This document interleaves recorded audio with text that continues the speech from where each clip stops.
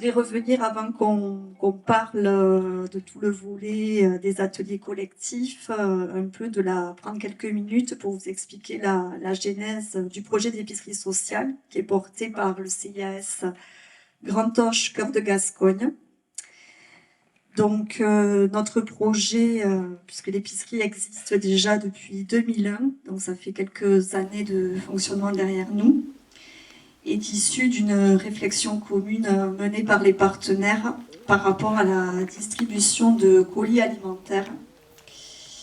Et notamment le constat qui était fait que les retours des usagers nous faisaient part qu'ils attendaient autre chose derrière la réponse uniquement alimentaire.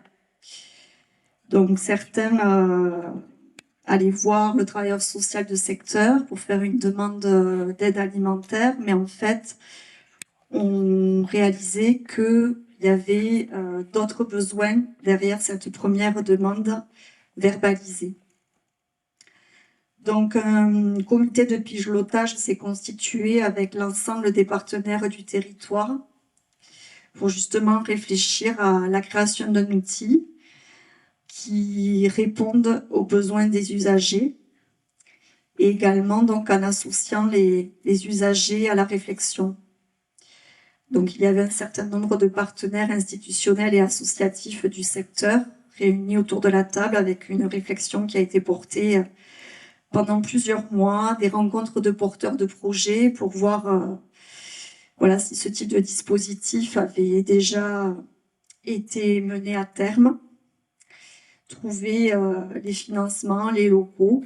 Et donc, en 2001 est née l'épicerie socio-éducative L'Escale. Alors, voilà, L'Escale, c'était un acronyme espace solidaire coordonné autour de l'alimentation dans un lieu éducatif. Et aussi, pourquoi L'Escale? L'idée, c'était de prendre une pause, un tremplin, voilà, prendre un moment pour se poser par rapport aux difficultés de la vie quotidienne. Donc l'épicerie voilà, répondait et répond à deux constats qui ont été à ce moment-là posés par les usagers, à savoir pouvoir choisir les produits qu'ils consommaient.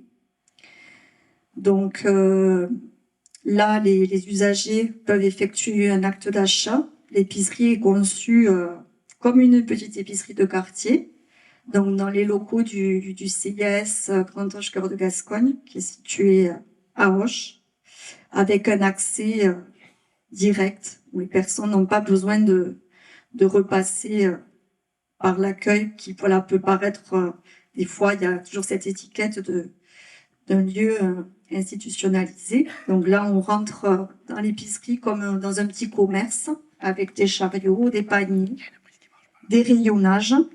Les personnes donc réalisent leurs courses. Donc nous, le choix a été fait de ne pas proposer un accompagnement individualisé, c'est-à-dire que voilà, les personnes choisissent leurs produits. Elles disposent d'un panier d'achat qui est alloué à la semaine en fonction de la composition familiale. Et donc ça quitte au moment du passage en caisse de la participation évaluée entre 10 et 30% de la valeur marchande du produit. Donc après, les équipes sont donc sur place pour pouvoir aussi donner des idées de recettes, conseiller sur le choix des produits, mais voilà, les personnes, si elles le souhaitent, peuvent en tout cas nous interpeller. L'autre constat, donc, c'était effectivement d'introduire un outil où l'usager a une place centrale, avec notamment en étant sur un champ d'action participatif. Donc ma collègue Marion y reviendra par la suite plus en détail. Puisque notre idée, c'était au-delà de l'aide alimentaire et de l'aide à la subsistance, on a vraiment souhaité que l'épicerie sociale soit un lieu où les personnes peuvent être écoutées, déjà accueillies, écoutées, orientées et être accompagnées dans la réalisation d'un projet de vie ou dans une problématique de la vie quotidienne. Donc l'accompagnement individuel et collectif et réalisé en étroite collaboration avec les travailleurs sociaux du territoire, notamment les maisons départementales des solidarités, l'association Regard, les associations tutélaires, et j'en passe. Donc ensuite, nous avons été largement soutenus par l'association Andes. Donc nous sommes adhérentes au réseau depuis pas mal d'années. Et donc nous avons également un chantier d'insertion qui est adossé à l'épicerie depuis 2006, avec donc la mise en situation de travail de 2 salariés en insertion sur des missions de magasinage alimentaire.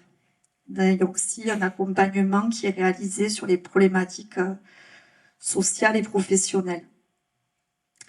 Donc l'outil, voilà, à travers l'accompagnement individuel et collectif, c'est aussi repositionner donc l'usager en situation de consommateur par le fait d'effectuer l'acte d'achat. C'est également travailler sur la reprise de confiance en soi, la valorisation des personnes, la reconquête d'une autonomie. Donc c'est vrai que les ateliers, quels qu'ils soient, ont aussi cet objectif de valoriser les personnes. En fait, on part du principe qu'on se situe tous au même niveau et que l'idée c'est de pouvoir échanger entre nous, de pouvoir aussi voir qu'on n'est pas seul par rapport aux difficultés qui peuvent se poser. Au niveau de l'équipe, donc aujourd'hui, alors le CIAS porte en fait un dispositif, deux types de dispositifs d'aide alimentaire. À la fois un dispositif sous la forme de colis d'urgence. Donc là, c'est un outil qui est mobilisé par les travailleurs sociaux du territoire. Là, on est sur un outil de réponse à la subsistance. Et après, donc, depuis 2017, on a donc harmonisé, on va dire, nos dispositifs d'aide alimentaire. Donc aujourd'hui, dans le cadre de l'aide alimentaire à caractère régulier, nous sommes à la fois sur des colis alimentaires gratuits pour les personnes qui ne peuvent s'acquitter d'une participation financière. Et ensuite, le deuxième volet, donc, c'est l'épicerie sociale. Donc l'orientation sur l'un ou l'autre dispositif se fait en fonction de différents critères.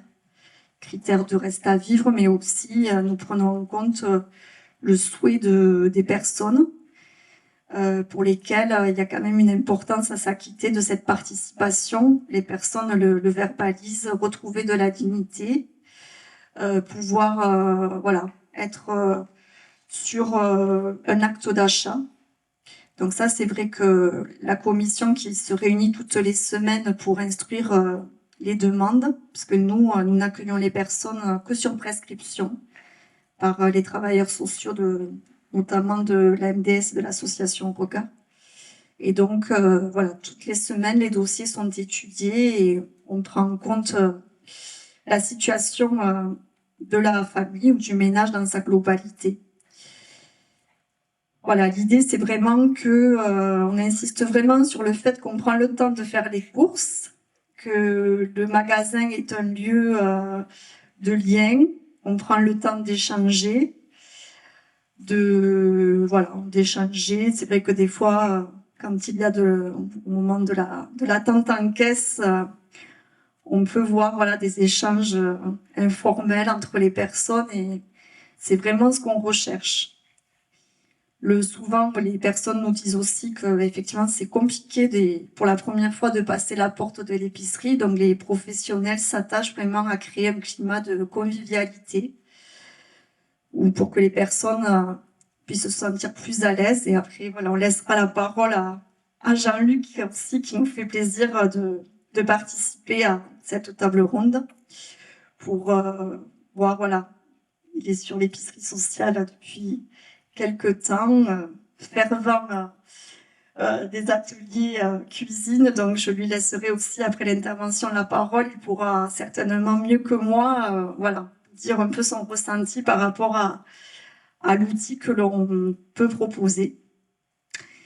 Donc, je finirai pour pas trop monopoliser la parole. Donc, la composition de l'équipe, on a la chance d'avoir donc 3 travailleurs sociaux pour l'équivalent 2,5 ETP, des conseillères en économie sociale et familiale, une animatrice sociale, donc Laetitia, qui est très présente sur les ateliers proposés et qui a été à la création de l'épicerie.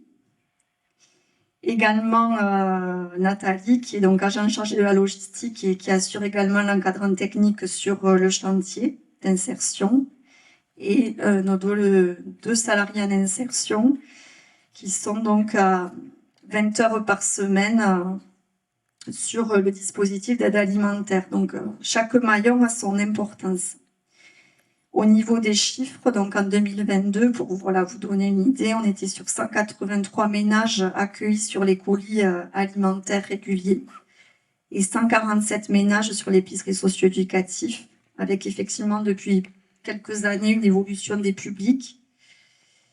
À savoir qu'avant, on était majoritairement sur des bénéficiaires de minima sociaux. Aujourd'hui, de plus en plus de personnes seules retraitées, de travailleurs pauvres. Voilà, beaucoup de personnes seules, familles monoparentales. Donc, nos équipes s'adaptent aussi à l'évolution de ces profils de public. Voilà, je vais laisser la parole à ma collègue Marion, qui va un peu plus détailler le volet de la participation des bénéficiaires au sein de l'épicerie.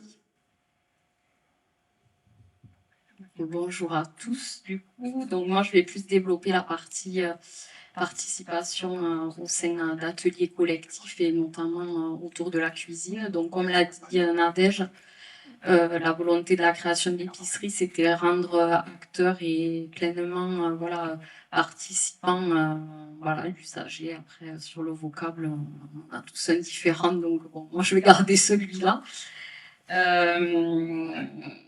Donc, dès le début, en fait, dès la création en 2001, a été fait le choix d'équiper l'épicerie d'une cuisine pédagogique pour ajouter au lieu d'accueil et d'écoute que vient de développer Nadège, un support un peu universel et autour de l'alimentation, puisque c'est le sujet même d'une épicerie sociale. Donc dès le départ, en incluant les usagers, on s'est mis à proposer des ateliers cuisine très réguliers. Voilà. Alors nous, on les distingue de deux types. On parle plus de techniques culinaires de base, donc là, ça va être nous qui allons être source de propositions. De menus, de recettes avec les produits vendus à l'épicerie, la saisonnalité des produits, une gestion de reste, une thématique, quelque chose qui nous aurait été posé en question et qui aurait été souhaité être abordé autour d'un atelier. Bien évidemment, les usagers au sein de l'atelier, nous on donne un fil conducteur avec des recettes, entrée, plat, dessert. Et après, on va tous cuisiner autour d'un plan de travail commun. Et chacun va apporter ses compétences, ses savoir-faire. Sa façon de faire et échanger autour de ce support universel qui est l'alimentation, malgré tous les freins que l'on a déjà pu évoquer de mobilisation des publics, de certaines fois la barrière de la langue pour certaines personnes. On arrive autour de la cuisine à créer ces moments conviviaux et de liens, puisqu'après on partage bien évidemment le repas que l'on a préparé ensemble, tous ensemble. Et ensuite on les appelle les ateliers découvertes.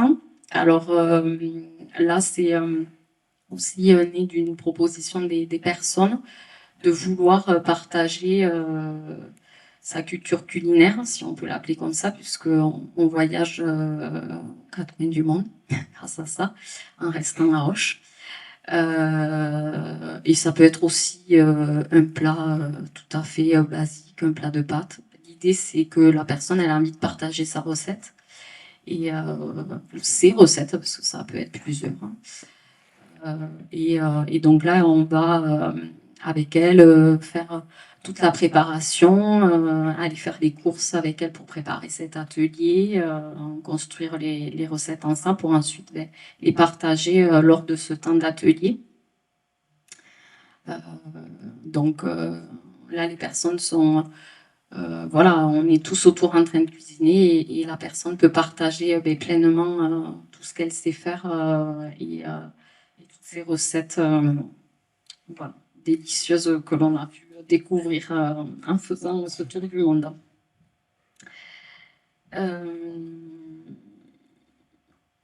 Voilà sur, on va dire, la cuisine. Après, on a aussi répondu à des appels à projets où, là, on peut le voir sur la photo, avec Andes, on a pu mener des ateliers type compagnie des gourmands ou aussi des personnes extérieures. Donc là, c'était le chef Stéphane Dosier qui est venu aussi proposer ses savoir-faire et mettre en lien parents-enfants et voilà, un atelier intergénérationnel autour de la cuisine et de repas très simples et de saison.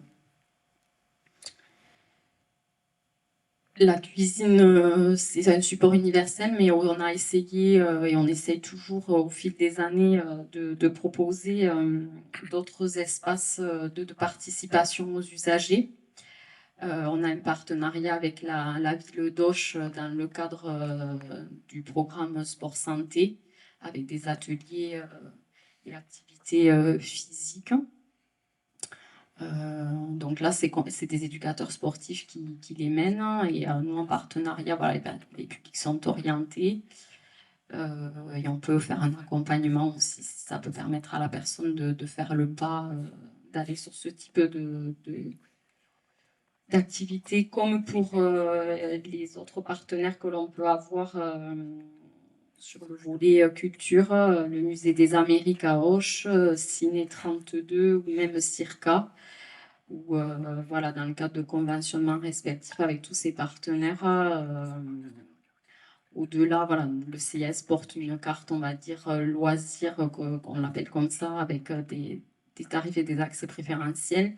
On se rend compte en échangeant avec des personnes que c'est peut-être des fois des choses qui ne mobilisent pas, ils l'ont, mais voilà. Donc après, l'idée, c'est que nous, on fasse avec eux, on accompagne et voilà, ça leur donne envie ou pas d'y revenir et d'y aller seul ou voilà, entre personnes qui se sont connues sur les ateliers.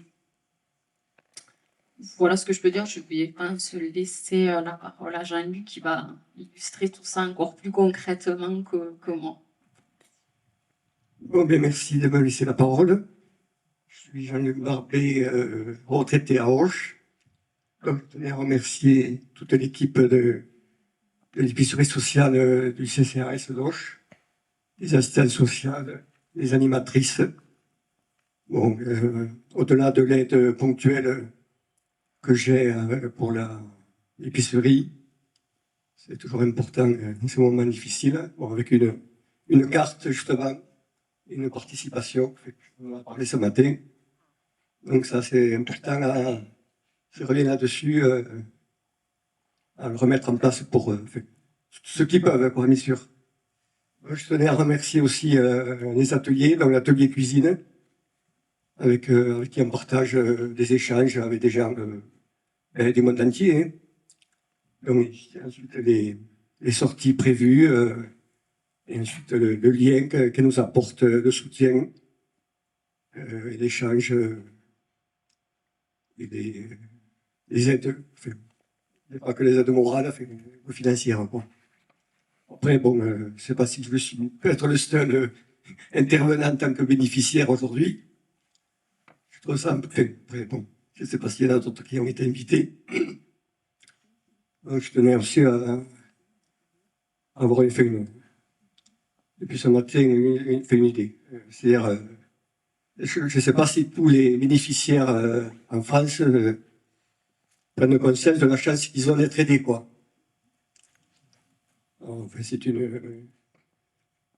pas une question, mais bon, moi je remercie en tout cas, à mon niveau, le centre social et l'épicerie, quoi. Bonjour, Elisabeth des Restos. Je souhaiterais savoir comment vous faites pour choisir les dossiers, parce que vous avez dit que vous avez des commissions chaque semaine. Donc, il y a des gens que vous refusez. Et vous partez sur quels critères? Alors, le premier critère, je vais le faire chaque fois, excusez-moi. On a un règlement de fonctionnement donc, qui a été voté par le conseil d'administration du CDAS. Donc, on a un premier critère de reste à vivre. Donc, aujourd'hui, le reste à vivre seuil est fixé à 300 €. Mais il peut nous arriver de déroger. Donc en fait, ce critère n'est pas le seul élément d'admission, c'est-à-dire il y a aussi toute l'évaluation sociale présentée par le prescripteur en amont. Donc voilà, les situations qu'on admettrait à titre dérogatoire, ça peut être le coup de pouce, voilà, une charge exceptionnelle qui n'était pas prévue, qui a déséquilibré le budget et du coup, voilà, le coup de pouce d'un mois permet de restabiliser la situation. Mais voilà, le critère, en tout cas, le reste à vivre, effectivement, à regret, mais on a été obligé de mettre en place ce seuil parce qu'on a une file active aujourd'hui qui est quand même relativement importante. Donc malheureusement, on ne peut pas accueillir l'ensemble des bénéficiaires. Alors, on a aussi une compétence territoriale, puisque de par le fait qu'on soit CIAS, on a un domaine d'intervention, donc 34 communes. Donc, Auch, les communes périphériques, ainsi que les communes ex-cœur de Gascogne. Mais sachant qu'il y a aussi une problématique de mobilité, donc on est aussi sur une réflexion d'épicerie sociale itinérante. Et après, voilà, d'où l'enjeu de la coordination avec les autres structures d'aide alimentaire, de pouvoir justement travailler ensemble pour qu'on puisse être en capacité, voilà, d'orienter les personnes, que ce soit d'un côté ou de l'autre, pour que justement on puisse au maximum répondre aux besoins de la population. Donc nous, effectivement, on a des critères qui, voilà, sont inscrits dans un règlement, mais l'idée c'est qu'on puisse après créer des passerelles avec les autres structures pour justement pouvoir orienter les personnes qu'on ne serait pas en capacité, nous, d'accueillir sur nos dispositifs, de par essentiellement, voilà, ce critère de reste à vivre. Bonjour, Kenza de VRAC Toulouse. Je voulais d'abord vous remercier pour vos interventions à vous trois, notamment parce que je trouve que ça remet certaines choses à leur place, parce qu'il y a des personnes dont on parle souvent, mais qui ne sont pas souvent là pour faire partie de la conversation. Donc, sinon, je m'interrogeais s'il existait des espaces où des personnes qui sont là sur prescription sociale sont avec d'autres personnes qui ne le sont pas, parce que je remarque quand même qu'il y a plusieurs structures qui parlent de cette difficulté à traverser la porte. Est-ce que ce ne serait pas quelque chose qui permettrait de stigmatiser ce rapport à ce type d'espace de partage, quoi.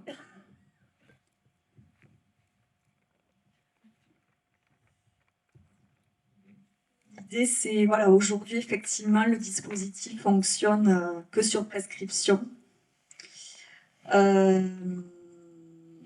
Après, voilà, on pense peut-être à des questions de mixité, peut-être plus tard, dans un second temps, dans le cadre d'une épicerie sociale itinérante. En tout cas, c'est des réflexions que l'on porte. Ensuite, voilà, il y a aussi tout l'aspect technique, tout ce qui est question, voilà, régie, etc. C'est vrai que c'est pas simple à mettre en œuvre, la mixité. Donc, sur les ateliers, on a fait le choix d'ouvrir même si les personnes sortent des dispositifs. L'idée, c'est aussi de pouvoir continuer la participation aux ateliers. On a aussi essayé d'inscrire, voilà, de montrer aux personnes tous les dispositifs qui peuvent exister sur la ville, justement, et pouvoir connaître d'autres lieux de rencontres, d'autres lieux créateurs de liens sociaux. Donc voilà, de fait que les personnes continuent à venir à l'issue des prises en charge, du coup, ça crée quand même, voilà, une mixité activités, des rencontres. Mais voilà, c'est vrai qu'après, dans notre fonctionnement actuel, c'est pas le choix qu'on a fait. Même si, voilà, même si effectivement première démarche peut être compliquée. On essaye aussi, nous, dans nos discours, voilà, d'accueil de bienvenue, de déculpabiliser, de rassurer en disant que ça peut arriver à n'importe qui, que demain, ça peut être nous. Donc, il me semble que, voilà, on essaye de créer au maximum un climat de confiance. Alors, Jean-Luc pourrait peut-être, voilà, nous en dire, je sais pas, voilà, comment vous vous êtes senti quand vous avez passé la porte. En fait, tout de suite, j'ai été bien accueilli. On est mis en confiance. Il y a une attention à chaque personne. Il y a des profils différents. Et après, bon, même sans bénéficier tout le temps de l'épicerie, j'ai pu venir régulièrement aux ateliers cuisine. Donc, c'est vrai que c'est quand même une ambiance intéressante et avec des échanges de personnes de milieux et de pays différents. Donc, ça, c'est quand même important en ce moment. Il y a vraiment une bienveillance les uns envers les autres. Voilà, c'est vrai que ce soit sur les ateliers ou sur les temps de vente, il n'y a pas de jugement. Enfin, voilà, c'est vrai que, comme partout, je l'espère, mais il n'y a pas de jugement. Voilà, tout le monde vient avec ce qu'il est, avec son parcours. Donc, on essaie, voilà, après, tout système est perfectible. Mais voilà, je pense que ce qui est mis en avant, c'est la convivialité. Merci, merci monsieur de votre témoignage. C'est vrai que toutes les journées d'études qu'on organise et les conférences régionales, on veille à ce qu'on ait à chaque fois des témoignages de personnes concernées. Ça nous paraît très important parce que sinon, ça voudrait dire qu'on est entre nous et qu'on se fait plaisir à parler à la place des gens. Et donc, vous avez doublement votre place. D'une part, parce que ça me paraît important que les personnes concernées soient complètement intégrées aux actions qu'on fait pour elles, qu'elles viennent témoigner également. Et puis, comme le disait le professeur ce matin, en fait, c'est aussi un premier pas seulement vers l'insertion, mais aussi c'est un pas démocratique. C'est-à-dire qu'on a été d'un côté de la barrière, on continue peut-être à l'être, et puis on participe également, et je trouve que c'est important de pouvoir insérer comme bénévoles des gens qui sont des bénéficiaires. On en parlait avec plusieurs associations, je crois que c'est les restos tout à l'heure qu'il évoquait, si je me souviens bien. Et c'est vraiment très important parce que sinon, on reste dans cette logique de on donne. Vous vous souvenez de cette phrase de Mao qui disait si on donne un poisson à quelqu'un, il n'a plus faim, s'il ne le prend à pêcher, il n'aura plus jamais faim.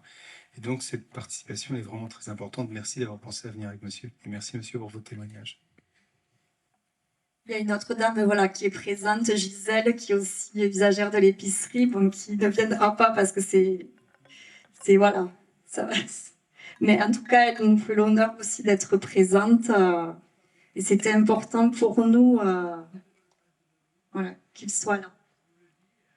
Merci, voilà, merci en tout cas d'être venu, parce que c'est, voilà, pour nous, c'est vrai que c'est ce qui donne sens aussi à notre travail au quotidien. C'est la relation humaine. C'est vrai que, voilà, dans le contexte actuel, je pense que la relation humaine, elle prend encore plus son sens. Et c'est vrai que nous, en tout cas, sur cet outil-là, et sur toute la dimension, voilà, de l'accueil des personnes, des échanges, c'est ce qui donne cœur à nos métiers. Oui, on a un petit peu parlé des nouveaux modèles de mixité de public qui émergent, dont les modèles économiques sont un peu fragiles, donc c'est vrai que c'est compliqué de franchir le pas. On a vu des épiceries sociales qui ont fait ce travail, mais parfois ça dure 2 voire 3 ans avant de réussir à passer à ce modèle de mixité, avec des écueils juridiques, fiscaux qui sont un peu compliqués. Pour un CCAS, peut-être même encore plus. Mais ça existe quand même. Et l'autre question que j'avais, enfin, l'autre remarque, c'était aussi sur cette question de participation des personnes. Est-ce que vous avez déjà réfléchi ou travaillé au sein de la structure sur justement l'intégration des personnes au sein de la gouvernance même du projet? On voit des épiceries où maintenant les personnes concernées, les bénéficiaires, ce que vous voulez, intègrent complètement, les volontaires bien sûr, intègrent complètement la gouvernance et le fonctionnement. Est-ce que c'est des choses sur lesquelles vous avez réfléchi ou pas? Et si vous avez réfléchi, quels sont les points positifs pour vous de passer ou les difficultés de passer à ce modèle-là? Alors sur la Et, gouvernance, excusez-moi, est-ce que monsieur, lui, ça l'intéresserait de participer un peu plus à un fonctionnement comme celui-ci, par exemple? J'essaie déjà de les aider un petit peu, quelquefois, en fait. On a fini nos ateliers, mais après, oui, pourquoi pas, surtout quoi. Et puis c'était quand même mon ancien métier de la grande distribution, donc j'ai encore quelques. Mais enfin, oui, pourquoi pas. alors dans la gouvernance en tant que telle, effectivement, malheureusement aujourd'hui, ils sont peu partie prenante, mais parce qu'on leur laisse pas la place non plus aujourd'hui de prendre cette place-là.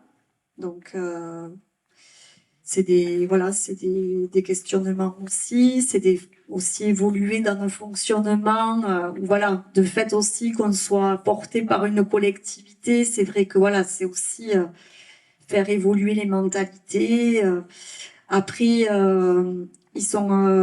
nous avions un comité de pilotage annuel où là, nous invitions aussi les participants qui ont bénéficié du dispositif à témoigner.